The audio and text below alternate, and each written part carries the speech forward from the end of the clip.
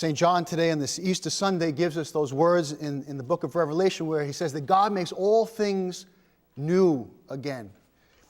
And I'm sure if any of us had the chance to make a list of things that we'd like to have new again, we probably all could come up with a lot of things. I'm sure for many of us, especially as we get a little bit older, we might think about our own body. Wouldn't we like that to be new again? You know, we can get a new hip, or we can get a new knee, and we can have some new things, but it's still attached to an old body. You know, and so maybe at the top of our list we say, boy, wouldn't I like to have a new body that worked the way it used to work, when it had energy and strength and life. You know, we might think about what I would like new again. Boy, wouldn't I like to have the people in my life that maybe I've lost along the way. You know, to have that new again. You know, to be back to where I was or we were as a couple or as a family or as friends. To make it new again.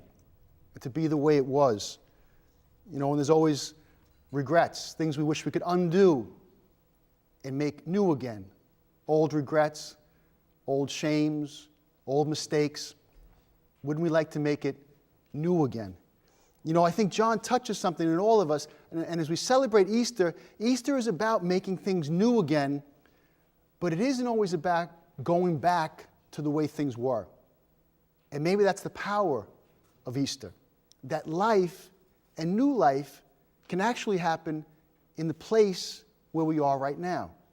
You know, we always say that when Jesus was raised from the dead, he wasn't resuscitated. He wasn't brought back to life as he was. Right? God gave Jesus new life, but Jesus didn't come back to life and go back and live with his mother and go back to the way things were and get his old job back. That Jesus was given life, but in a very new way. And through all the experiences that happened to him, both good and both difficult, that God gave Jesus life, but new life. And he found new life in the new circumstances of his life. So maybe as we celebrate this Easter Sunday, it's an opportunity for all of us to reflect on where can we find new life? Where can we say, where are the things in our life that need to be made new again? And again, not to go back to the way it was, but to find exactly where we are right now, to believe that God's life is present. You know, we listened to the first reading today from the Acts of the Apostles, where the apostles are all excited. They come back and they say, we've met the Gentiles. We've opened up the door to them, and we've recognized that they're brothers and sisters with us. This was a big change for them. You know, they believed that God's message, God's covenant was with the Jews. And now they have this great revelation, this great inspiration that in these new people that they didn't know and they didn't even trust, that they could experience the life of God. You know, we have St. John in the second reading, just as we quoted him from Revelation. John is in exile. John is a man who's incredibly lonely, cut off from all the people of his past, and yet today he has this exciting inspiration that God is making all things new in his life and in the future that he'll have. And even in Jesus today.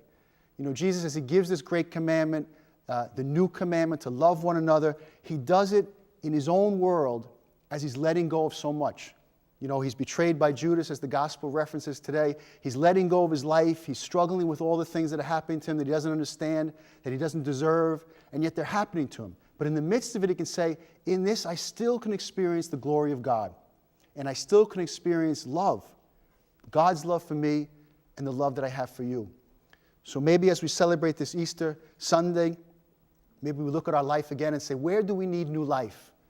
And where can we have new life in our life the way it is today?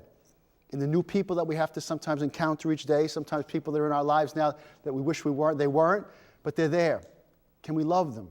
And can we find them, in them somehow, God's presence?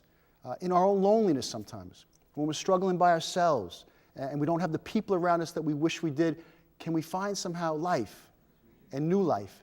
And when we have to let go, as Jesus did, let go to so many things, can we find God, a God as we let go, who continually embraces us, just as God did in the tomb when Jesus let go? And so we ask for those graces and those gifts as we celebrate this Sunday Eucharist.